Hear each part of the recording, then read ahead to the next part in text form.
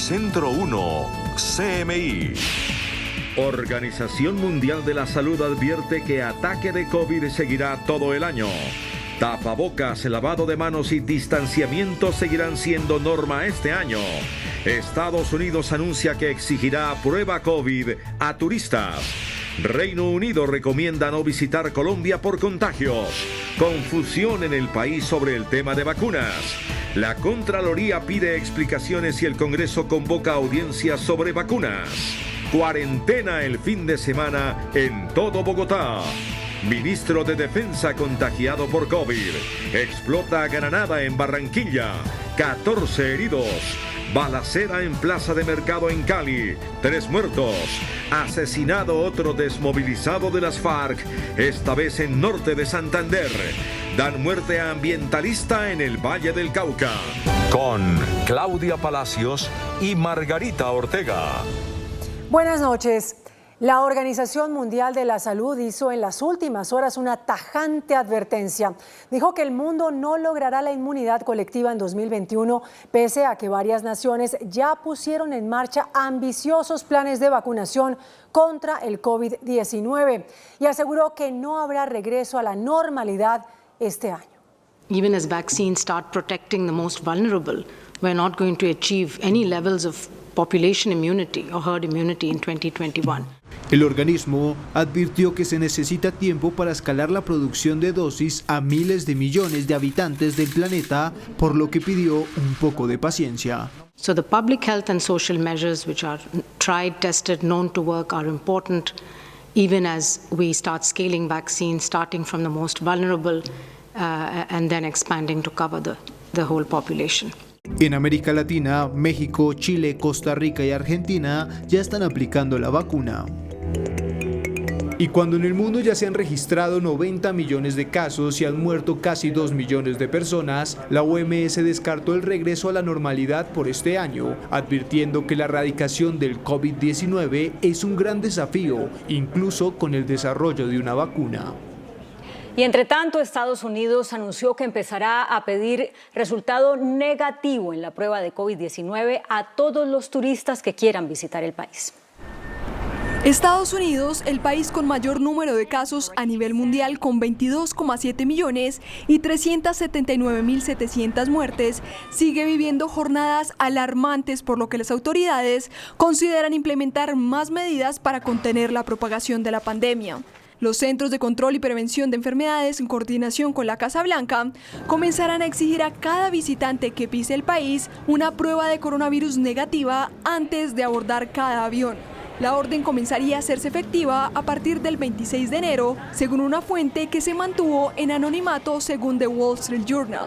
La orden de carácter universal también incluiría a los ciudadanos norteamericanos que busquen retornar al país.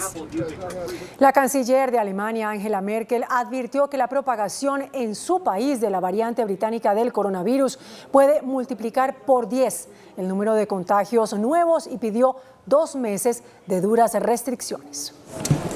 Entre 8 y 10 semanas de confinamiento y fuertes medidas de restricción es un tiempo más que necesario para la canciller de Alemania, Angela Merkel, que encendió las alarmas tras un encuentro con su equipo de trabajo de diputados en la Cámara Baja.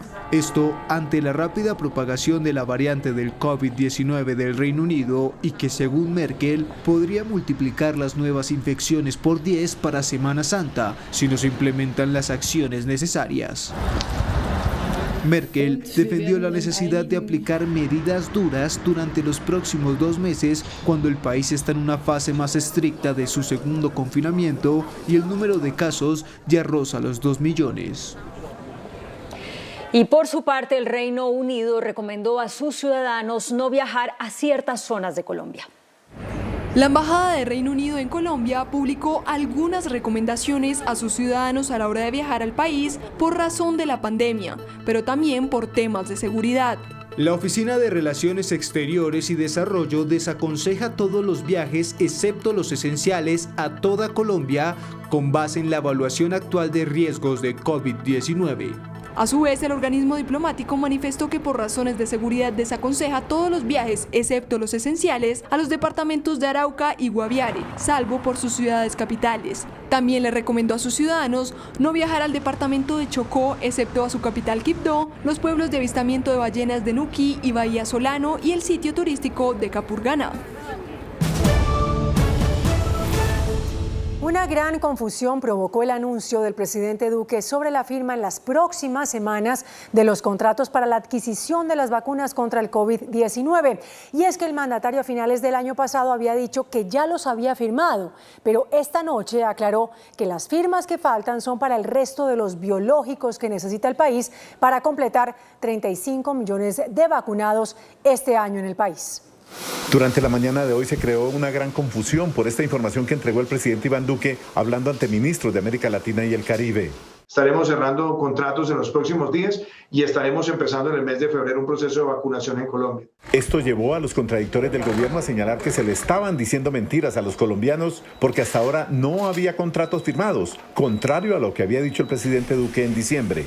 Sin embargo, el presidente Duque en su programa de esta noche afirmó que Colombia ya tiene garantizadas 10 millones de dosis de vacunas de Pfizer para 5 millones de ciudadanos, 10 millones de dosis AstraZeneca para vacunar a 5 millones de personas, 20 millones de dosis del mecanismo COVAX de la Organización Mundial para la Salud para proteger a 10 millones de personas y 9 millones de la farmacéutica Janssen para 9 millones de personas, porque esta vacuna es de solo una dosis. En total, según el presidente Duque, son 49 millones de dosis ya contratadas para vacunar a 29 millones de personas. Y para despejar la confusión, explicó qué es lo que va a firmar en las próximas semanas. Eso nos permite decir, como tantas veces lo hemos señalado en este espacio, que ya hemos garantizado la adquisición de vacunas para 29 millones de colombianos. Nuestra meta es llegar a 35 millones de colombianos vacunados y, como también lo hemos dicho, estaremos informando en los próximos días una vez se finiquiten los otros acuerdos. En consecuencia, según el presidente Duque, en el mes de febrero comenzará el Plan Nacional de Vacunación de 35 millones de personas y solo le falta comprar las vacunas para 6 millones de colombianos. En todo caso, gremios médicos expresaron su preocupación por lo que consideran falta de claridad en la información tanto para la distribución como para la compra de vacunas contra el COVID-19. Desde la Federación Médica Colombiana se planteó hoy que ha faltado transparencia en el proceso de compra de las vacunas contra el COVID-19. El país no ha conocido de manera abierta y transparente, como debería hacerse, cuáles han sido las negociaciones que se han hecho con las transnacionales. ¿Por qué se escoge una vacuna y no otra? Eso debió ser público. Para la Federación de Sindicatos Médicos preocupan las dudas que hay en torno a este proceso. Como gremio médico lamentamos profundamente el que aún no se hayan cerrado los contratos de compra de las vacunas. Ello abre un manto de dudas sobre el cronograma de la vacunación. Y la Asociación Colombiana de Salud Pública advierte que el país está en un escenario adverso en materia de vacunación. Enfrentamos hoy una enorme inequidad entre países ricos y países pobres. A los gremios médicos les preocupa no saber la fecha exacta en la que comenzará la vacunación y llaman la atención de que varios países de Latinoamérica ya están aplicando la vacuna contra el coronavirus. Cada día los colombianos están perdiendo más libertades ciudadanas por las medidas policivas que adoptan los gobiernos nacional y locales para combatir la emergencia del COVID-19. Así lo advierte el experto y académico en salud pública Luis Jorge Hernández. Para el profesor Luis Jorge Hernández, doctorado en salud pública, los gobiernos nacionales y locales abusan en aras del bienestar social de las medidas restrictivas que coartan las libertades ciudadanas. A falta de política sanitaria tenemos policía sanitaria, medidas autoritarias, muchas de ellas sin mucho respaldo, pero que se basan en una sociedad del miedo. Como tenemos incertidumbre frente al COVID, lo mejor es encerrarnos. Lo mejor son las cuarentenas, medidas de policía y medidas militares de guerra frente a un fenómeno que es de salud pública y social. Experto en salud pública, el profesor Hernández manifiesta que la ciudadanía no recibe datos precisos y confiables. ¿Cuál es el efecto real de los toques de queda? ¿Dónde están los datos? ¿Dónde están los boletines abiertos? El open data de la ciudadanía no está. Y que la excusa de los gobiernos es culpar a la ciudadanía de lo que pase. ¿Qué sigue lo estricto? es la lógica del miedo frente a una lógica que debe ser de pedagogía y de gobernanza ciudadana. Insiste en que la ciudadanía debe reclamar mayor información transparente y que eso no es hacer oposición. Y la Contraloría, por su parte, le pidió explicaciones al gobierno sobre los recursos destinados a la compra de las vacunas contra el COVID-19. Ante el hermetismo del Ministerio de Salud en torno a los contratos para comprar las vacunas contra el COVID-19, la Contraloría le pidió al ministro Fernando Ruiz que informe cuáles son los convenios y contratos que a la fecha ha suscrito el Gobierno Nacional para la adquisición de las vacunas para el COVID-19 en el país. ¿Qué contratos ha realizado y qué recursos se han ejecutado a la fecha frente a la compra de vacunas? 2. ¿Qué recursos se han invertido frente a las campañas de concientización y capacitación frente a las vacunas? Y el tercer punto, ¿qué contratos y qué recursos se han ejecutado frente al proceso logístico para su conservación? El director de Estudios Anticorrupción, Camilo Enciso, cuestionó el secreto con el que se han llevado los contratos. Que el gobierno acate los mandatos, los principios de transparencia de acceso a la información pública nacional, que cumpla con lo que dice la ley de transparencia y lo que dicen las normas de contratación estatal aplicables a este caso. La Contraloría también pidió al ministro de Salud que explique cuándo y cómo se tiene planeado iniciar la vacunación por COVID-19.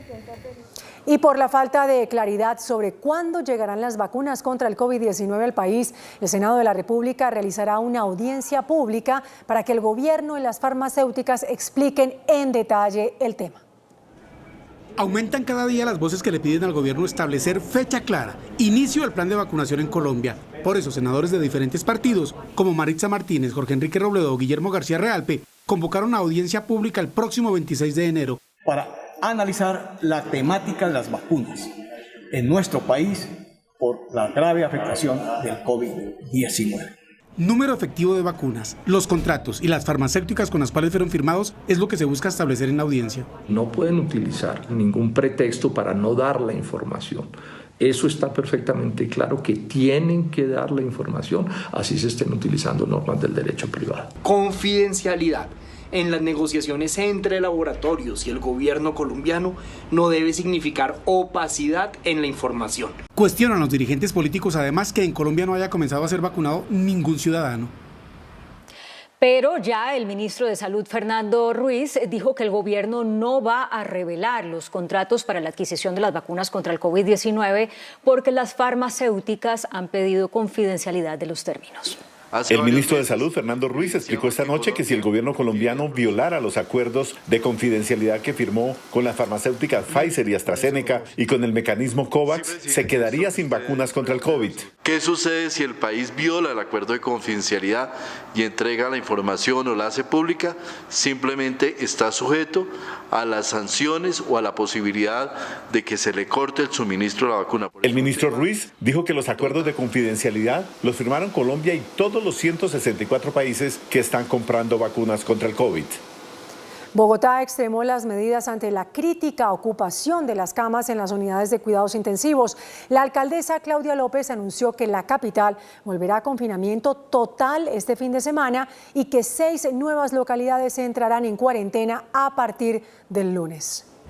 Bogotá atraviesa sus días más críticos, con una ocupación del 93.5% en las UCI y solo 21 camas disponibles. Este fin de semana la capital vuelve al confinamiento total. Desde las 8 de la noche del viernes hasta las 4 de la mañana del lunes volveremos a estar nuevamente todos en casa. Sábado y domingo habrá cuarentena general nuevamente en la ciudad de Bogotá. Además, 6 nuevas localidades entrarán en cuarentena a partir de este lunes y hasta el 28 de enero. Bosa, Ciudad Bolívar, San Cristóbal, Puente Aranda, Rafael Uribe Uribe y Usme. En esta semana, alcaldesa, vamos a abrir 38 UCIs más. El segundo pico debería pasarse en esta semana. Las localidades de Suba, Usaquén, Engativá y Teusaquillo terminarán el confinamiento el próximo lunes a las 4 de la mañana, mientras que Kennedy y Fontibón seguirán con la medida hasta el 21 de enero. Recuerde que se mantendrá el pico y cédula en toda la ciudad. Bueno, y pese a las estrictas medidas en Bogotá, hubo en Engativá una chiquiteca y en Kennedy reinó la indisciplina. No obstante, en Fontibón y en Teusaquillo, en general fue cumplida la medida. Enrumbados en plena cuarentena. Así sorprendieron a 42 jóvenes, 30 de ellos menores de edad, en la localidad de Engativá. Estaban hacinados, sin ventilación ni tapabocas e ingiriendo licor. Serán conducidos con nuestros policías de infancia y adolescencia y aquí debe dar y responder los papás. En Kennedy, la segunda localidad de Bogotá con más contagios, también reinó la indisciplina pese a la cuarentena. Fíjense en este recorrido. En apenas una cuadra encontramos 1, 2, 3, 4, 5, 6, 7, todos sin tapabocas. La verdad no saben por qué nos dicen una cosa, otros otra, entonces la verdad no estamos informados. Las ventas informales se tomaron en los andenes pese a la prohibición. Tuve que salir a trabajar porque soy madre cabeza de familia, tengo 3 hijos, debo arriendo. Incluso se ofrecieron servicios sexuales en plena restricción y ante los ojos de la autoridad. Está mucha gente congestionada. En Fontibón hubo más disciplina. El comercio no esencial cerró. Las calles estuvieron más desocupadas que de costumbre. Uno que otro se atrevió a salir sin muchas excusas. Tomando un solecito un poquito, porque por trabajar no nos dejan trabajar. Teusaquillo fue la localidad más juiciosa en el cumplimiento de la cuarentena. Kennedy con 64.705 casos, Fontibón con más de 24.000 y Teusaquillo con 10.951 concentran el 20% de los contagios de la ciudad. Los nuevos contagios y las muertes por COVID-19 presentaron un leve descenso en las últimas 24 horas. 14.000 personas fueron diagnosticadas y 331 murieron. El Ministerio de Salud confirmó que en solo 24 horas se contagiaron otras 14.179 personas de COVID-19. A la fecha en el país ya han contraído el virus 1.816.082 personas. Los casos activos son 117.293. Los casos más recientes se presentaron en Bogotá con 3.001 casos, en Antioquia con 2.480 y en el departamento del Tolima con 1.384. La última jornada deja 331 fallecidos por la enfermedad. A la fecha en el país ya han muerto 46.782 personas. Con otros 14.278 recuperados, ya son 1.646.892. Hoy se procesaron 43.539 pruebas en los laboratorios del país. Y a pesar de las medidas restrictivas en las principales ciudades del país para enfrentar el COVID-19, aún no se reduce la ocupación de unidades de cuidados intensivos. Las restricciones en Cali se mantendrán hasta las 5 de la mañana de cada día, teniendo en cuenta que de 838 camas UCI, el 96.5% están ocupadas, es decir, que solo hay 29 disponibles.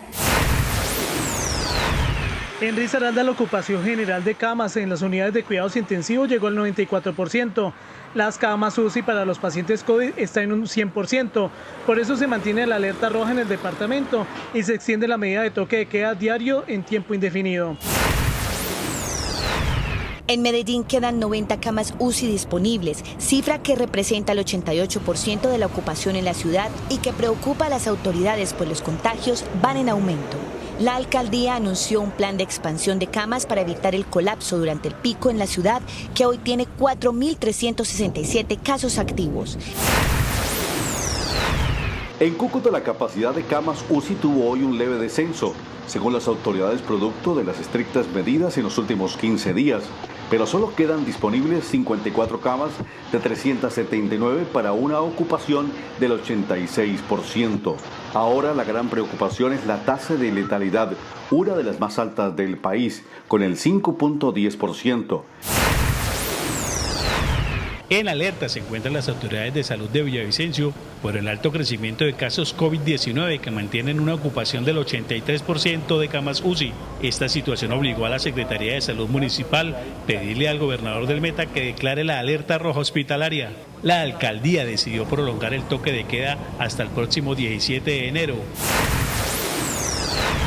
Según el Centro Regulador de Urgencias, la alerta roja por falta de camas UCI en Bucaramanga y municipios cercanos se mantiene. A la fecha en la ciudad hay ocupación del 75% y en su área metropolitana se supera el 92%. Cartagena pasó del 58 al 63% de ocupación en las unidades de cuidados intensivos. Según el último reporte del Instituto Nacional de Salud, se registraron en la capital de Bolívar 621 nuevos casos de COVID-19 y 3 muertes. De las 716 camas de UCI en Barranquilla, el 60% están ocupadas. Son 287 las camas disponibles y 429 las camas ocupadas. El ministro de Defensa, Carlos Holmes Trujillo, fue diagnosticado positivo para COVID-19. El funcionario se encuentra bien de salud y seguirá cumpliendo sus funciones de manera virtual desde su lugar de aislamiento, según informó el ministerio. Y la presidenta del partido de la U, Dilian Francisca Toro, manifestó a través de su cuenta de Twitter que por segunda vez dio positivo para COVID-19. La también exgobernadora del Valle ya había dicho el 7 de septiembre que tenía el COVID y días después dijo que estaba recuperada y que solamente había tenido síntomas leves. La líder política permanece aislada en su lugar de residencia. Seguimos en Noticentro 1 CMI. La ministra de Educación, María Victoria Angulo, insistió en el regreso a la educación presencial con alternancia, incluso en medio de la nueva ola de COVID-19. Aunque en ciudades como Bogotá, Medellín y Cali el COVID está disparado, la ministra de Educación afirmó que ya hay otras zonas en donde están dadas las condiciones para el regreso presencial a las aulas. Hay muchas regiones del país que ya en el seguimiento a las 3 variables de ocupación de UCI, de tasa de incidencia, de densidad poblacional, como lo hablábamos con el ministro de Salud, dejan ver que están dadas las condiciones para el retorno. Sin embargo, hoy FECODE, principal sindicato del magisterio, pidió suspender el retorno presencial a los colegios. Según el Ministerio de Educación, en el país hay unos 44.000 sedes de colegios y escuelas que deben reanudar clases presenciales combinadas con virtualidad. El INPE que trasladará a las cárceles de Bogotá a 576 personas que se encontraban detenidas en las unidades de reacción inmediata de la capital. Según explicó el ministro de Justicia, Wilson Ruiz, la medida se adoptó para reducir el hacinamiento en los centros de detención transitorios y evitar contagios con COVID. Alcaldías y gobernaciones ya pueden acceder a los acuerdos de precios si hacen compras en línea para evitar sobrecostos para adquirir material de ayuda humanitaria a ser entregado durante la pandemia. El acuerdo marco para la compra de ayudas humanitarias por parte de los entes territoriales, justo cuando se incrementan las cuarentenas en todo el país, fue logrado por Colombia Compra Eficiente, los mayores proveedores a los mejores precios y al que pueden acceder alcaldías y gobernaciones y demás entes estatales.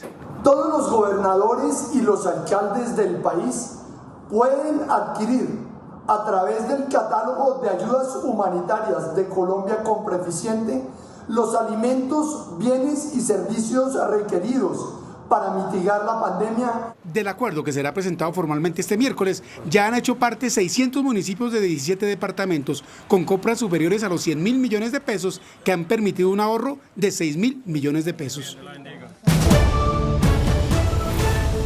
A temas relacionados con extorsiones, atribuyeron las autoridades la explosión de una granada en el centro de Barranquilla que deja 14 heridos. Los 14 heridos son 12 hombres, entre ellos un niño, y 2 mujeres que transitaban por zonas céntricas de la ciudad.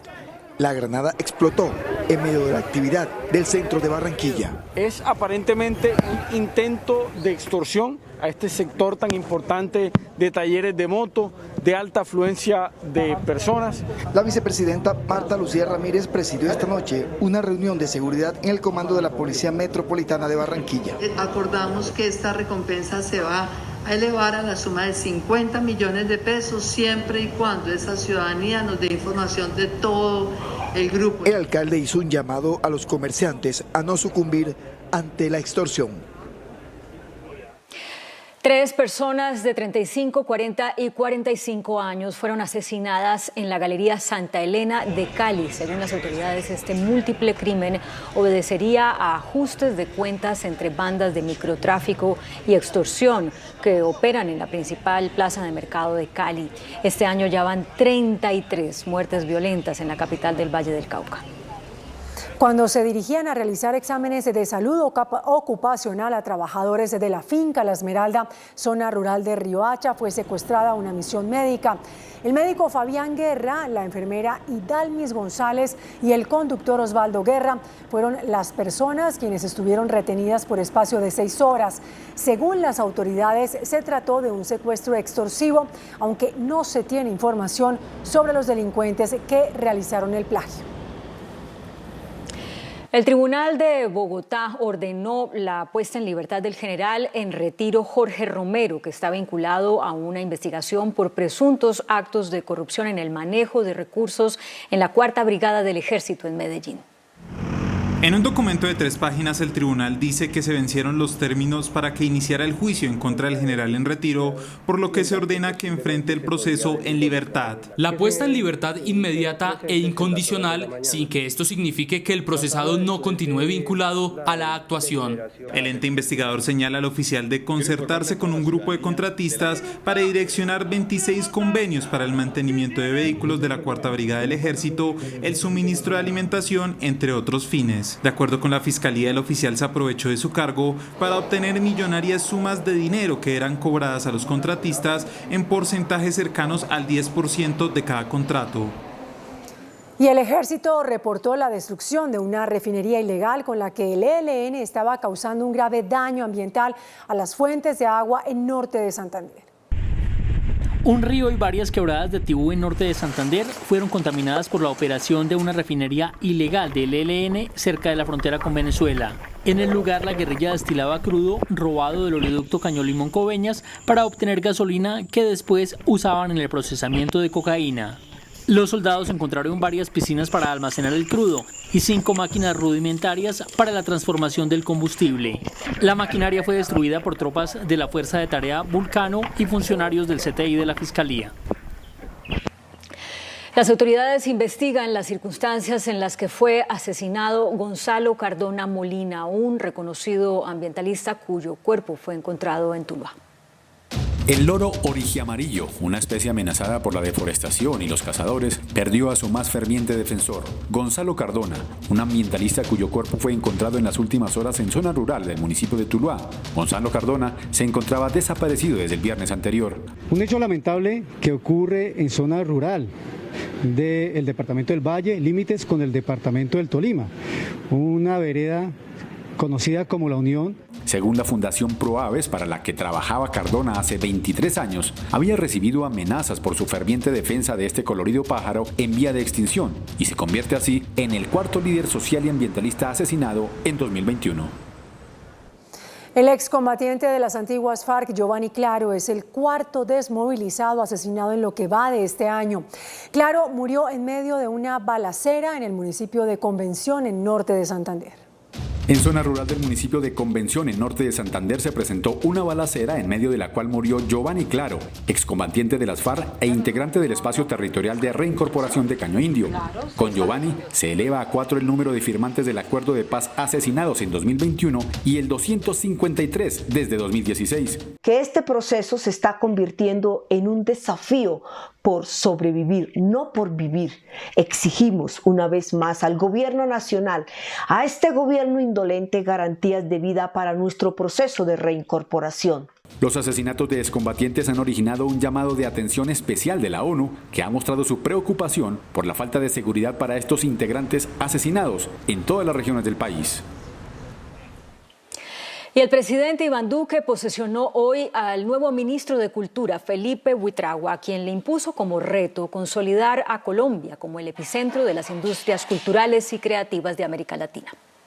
El nuevo ministro de Cultura, Felipe Buitrago, economista de la Universidad de los Andes, está seguro de lograr las metas que le fijó el presidente Duque y quiere dejar este legado a los colombianos. Que logramos una reactivación sostenible, equitativa e incluyente, y que logramos modernizar al sector para que no sea simplemente un asunto de haber sobrevivido a una pandemia que ha sido un reto enorme, sino que logramos precisamente proyectar a las instituciones culturales y al sector de la cultura para ser un elemento central del desarrollo y del futuro de Colombia en el largo plazo. También el presidente Duque posesionó hoy al abogado Germán Eduardo Quintero como secretario jurídico de la presidencia. El Centro de Estudios Económicos FEDesarrollo proyectó un crecimiento económico del 4.8% este año. Varios gremios aseguran que la reactivación dependerá del éxito en la vacunación contra el COVID. FEDesarrollo pronostica una recuperación económica este año, pero advierte que se requiere celeridad en el proceso de vacunación contra el COVID-19. ¿Qué tan rápido se puede implementar de manera eficaz y efectiva esa primera fase de vacunación? Va a ser muy importante para la reactivación productiva. Para los gremios, las nuevas cuarentenas generan incertidumbre. Las expectativas de crecer al 4,5 o 5% durante este año creo que comienzan a dilatarse. Y por eso nos preocupa que el incremento que hemos visto en estos días de enero en los casos de coronavirus y las medidas que han debido adoptar de manera restrictiva en algunas ciudades pueda dar al traste con la recuperación del empleo y también con la recuperación del consumo en los hogares. Y para el sector empresarial este año se requerirán más ayudas del gobierno, especialmente a las pequeñas y medianas empresas. Y es crítica la situación de miles de cultivadores de papa en Colombia. A la sobreproducción y a la baja demanda se suman las heladas. La escena se repite en este nuevo año 2021. Vender papa a bajos precios en las principales carreteras. Casi nos toca pedir limosna, pero de todas maneras mi Dios nos dio la salud de salir a la carretera a sacar nuestro producto. No tenemos nada más que hacer sino salir a buscar la comida diariamente para mantener a una mujer y a unos hijos. Las heladas y bajas temperaturas es el segundo flagelo que viven estos agricultores. Ya para los páramos ya hieló, ya acabó labranzas. Ahorita que están en heladas, eso no se puede dejar los bultos en el barbecho porque eso se quema total. A esta problemática se suma la de los intermediarios, quienes aprovechan de la necesidad. Que nos ayuden con el precio de la papa, que está muy bajo en precios, porque no se puede llegar a las plazas porque allá la regalan mucho. El llamado es a todos los colombianos a comprar colombiano, a hacer buena papa y a apoyar a las familias de estos agricultores. La deuda externa colombiana alcanzó un nuevo récord. Según el Banco de la República, al cierre de octubre, la deuda externa alcanzó los 147.285 millones de dólares, lo que representa un incremento del 6.75% con respecto al registro de octubre de 2019. Y el índice de capitalización de la bolsa, que mide el comportamiento de las 20 principales acciones, cerró al alza. El índice de capitalización de la Bolsa de Valores de Colombia subió 0,59% a 1.461 puntos. La acción de Conconcreto fue la que más subió, con una valorización de 5% a 462 pesos. La acción de Cemex Latam Holdings fue la que más bajó, con una pérdida de 5,38% a 4.400 pesos. La acción más negociada de la jornada fue la de Ecopetrol, al movilizar 38.433 millones de pesos. El dólar cerró a la alza. Indicadores económicos en Noticentro 1 CMI. La tasa representativa del mercado que regirá para mañana será de 3.487 pesos. Los profesionales del cambio compran la divisa en promedio a 3.350 pesos y la venden a 3.410 pesos. Un euro cuesta 4.243 pesos. La libra de café en Nueva York se cotizó a $1.21. El azúcar se transó en 15,46 centavos de dólar la libra. El barril de petróleo WTI se cotizó a $52.14 centavos. La referencia Brent para Colombia se cotizó en $56.55 centavos. Una acción de Ecopetrol cuesta 2.443 pesos. Atención, el vicepresidente de los Estados Unidos, Mike Pence, rechazó acudir a la enmienda 25 para retirar al presidente Trump del poder. Más temprano, los demócratas intentaron iniciar un nuevo juicio político al presidente, esta vez por incitación a la insurrección. Y entre tanto, el país está en un estado de alerta máxima por el anuncio de protestas a partir de este fin de semana. Vamos a Washington, ahí está Jaime Moreno con los detalles de lo que está sucediendo. Jaime, hola, adelante. ¿qué tal? Muy buenas noches. Con un impresionante operativo de seguridad se preparan las autoridades en la ciudad de Washington para la ceremonia de posesión del presidente electo Joe Biden. Esto tras la advertencia que lanza el FBI. de situaciones violentas, de protestas por parte de personas armadas que se van a presentar en los próximos días en todos los 50 estados de la Unión, por parte de personas que respaldan al presidente de los Estados Unidos, Donald Trump, y que no reconocerán a Joe Biden. Esto se da en el contexto del juicio político que le acaba de iniciar la Cámara de Representantes por segunda vez al presidente Donald Trump y que mañana será sometido a votación en la Cámara. Con los votos asegurados, la líder de los demócratas, Nancy Pelosi, someterá a votación la destitución del presidente Donald Trump por incitar a la insurrección. Se espera que la iniciativa sea acompañada por algunos republicanos y luego será enviada al Senado, el cual tomará la decisión final sobre la suerte de Trump, quien reapareció públicamente y rechazó la intención de enjuiciamiento por segunda vez. El presidente Trump tiene de su lado el poco tiempo que le queda al Congreso para concluir el juicio político. El Senado tiene previsto regresar a sesiones el próximo 19 de enero, un día antes de la posesión de Biden. Sin embargo, los demócratas están determinados a concluir el impeachment, inclusive si Trump ya no es presidente. La idea es incluir una resolución que inhabilite a Trump para volver a ser presidente en el futuro. So Leader McConnell is saying he can't call the Senate back after the House votes for impeachment because it requires unanimous consent, the consent of every senator. That's not true. Por su parte, el mandatario estadounidense insiste en no reconocer su responsabilidad por el asalto al Capitolio y cree que el discurso a su base el pasado miércoles fue apropiado. Mientras el juicio político de Trump avanza, el FBI ha advertido a todas las agencias de protestas violentas de personas armadas a partir del 16 de enero hasta el 20 de enero. Por esta razón, la seguridad en el Capitolio se ha reforzado como nunca antes, con integrantes de la Guardia Nacional y con policías de otros estados para garantizar la tranquilidad al día de la posesión de Biden. De las personas que participaron en el asalto al Congreso, las autoridades ya identificaron a 170 y el Departamento de Justicia evalúa procesar a algunas de estas personas por conspiración y sedición. Desde el Capitolio de los Estados Unidos les estaremos informando sobre todo el desarrollo previo a la posesión del presidente electo Joe Biden. Jaime Moreno para Noticentro 1 CMI La Noticia. Jaime, gracias. Y entre tanto, el Estado Mayor Conjunto de Estados Unidos publicó un inédito mensaje en el que los máximos generales de todas las ramas del ejército condenaron el asalto al Capitolio, reiteraron su compromiso con la protección de la Constitución y reconocieron a Joe Biden como su nuevo comandante en jefe. El intento de toma del Capitolio incitado por el presidente Donald Trump provocó una insólita declaración de los principales líderes militares de Estados Unidos. Los miembros del Estado Mayor Conjunto por primera vez condenaron el hecho que catalogaron como una acción incompatible con el Estado de Derecho. Los derechos de libertad de expresión y reunión no le dan a nadie el derecho de recurrir a la violencia, la sedición y la insurrección. En el comunicado, los generales reiteraron su compromiso con la defensa de la Constitución de enemigos externos e internos y reconocieron a Joe Biden como su próximo comandante en jefe.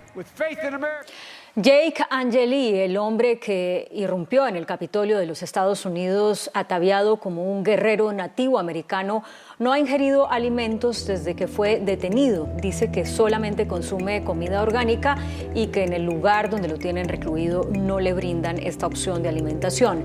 Según su abogado, Angeli, quien enfrenta cargos por entrar a un edificio público sin autorización, con violencia y conducta desordenada, solo sigue una dieta extremadamente restrictiva por razones religiosas.